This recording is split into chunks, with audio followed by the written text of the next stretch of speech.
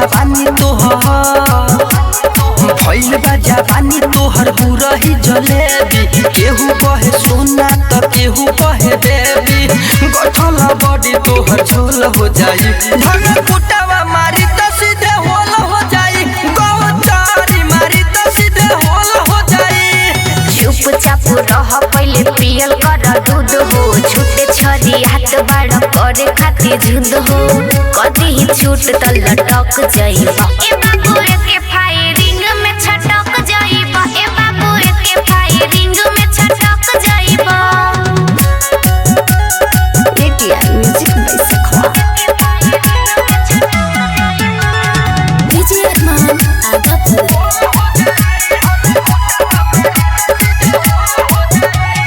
चुपचाप देख जवन आइल बाड़ देखे केतनो पुल होई लेकिन जात नइखे ठेके काहे पागल आइल बाड़ ऐसे जे देखै बुरानी खोल के गोदाम हो लइको से आन बुढ़ो पूछे सभे दाम हो के करा के माना करबू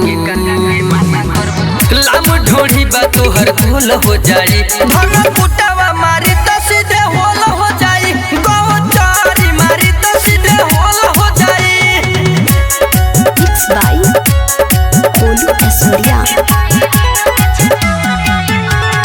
डीजे अरमान आगापुर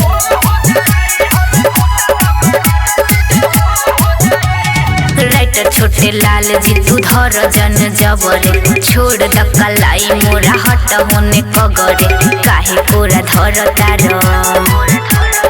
चंदन रंजीत के तू खुश कदम मन हो लहरी लखन सारा छीट दी है धन हो बॉडी के ऊपर तोरा तोरे चक्कर में झमेल हो जाई धन कुटावा मारी त सीधे होल हो जाई गौचारी मारी त सीधे होल हो जाई Recording by ADR Music by Sakhwa.